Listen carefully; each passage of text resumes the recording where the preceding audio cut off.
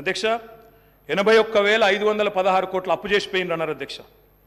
కానీ కేసీఆర్ గారి ప్రభుత్వం తెలంగాణ రాష్ట్రం ఏర్పడిన తర్వాత సృష్టించిన ఆస్తుల గురించి చెప్పలేదు అధ్యక్ష. ఉద్దేశపూర్వకంగా బదనాం చేయడానికి, బట్టగాల్చి మీదేయడానికి, అప్పుల సాకు చెప్పి 6 గ్యారంటీలు గొట్టెతందుకు ఒక ఉపోద్ఘాతాన్ని రూపొందించి ఇగో అప్పుల పాలైపోయింది, దివాలా తీసిందని చెప్పి తప్పించుకోవడానికి తప్ప ఇంకోటి కాదు అధ్యక్ష. అధ్యక్ష టీఎస్ ట్రాన్స్కో అధ్యక్ష, ఇంకొక మాటలో చెప్పాలంటే అధ్యక్ష, వీళ్ళు అప్పచెప్పిపోయినాడు 2014లో విద్యుత్ శాఖ అతి భయంకరమైన శాఖ అధ్యక్ష. అతి భయంకరమైన శాఖ, అత్యంత దురవస్థలో మాకు అప్పచెప్పిపోయినారు. అప్పచెప్పిపోయినప్పుడు ఏంది అధ్యక్ష పరిస్థితి? 2700 మెగావాట్ల కరెంటు లోటు ఆ రోజు తెలంగాణ ఏర్పడ్డ నాడు.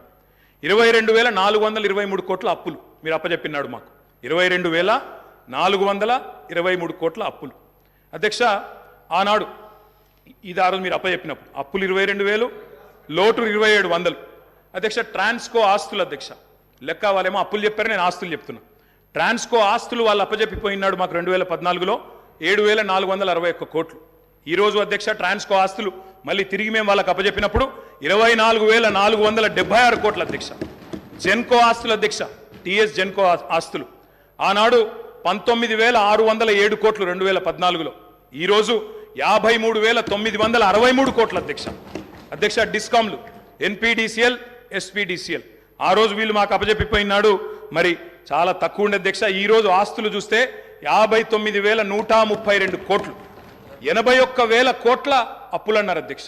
కానీ ఆస్తులు మా ప్రభుత్వం సృష్టించింది మొత్తంగా కలిపితే 1,37,571 కోట్లు.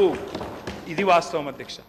ఆస్తులు మాత్రం చూపెట్టకుండా అప్పులు మాత్రం చూపెట్టి తిమ్మిని బమ్మిని చేసి ఏదో బుకాయించి ఏదో చేస్తాం, జాదుగర్ చేస్తామంటే కుదరదు.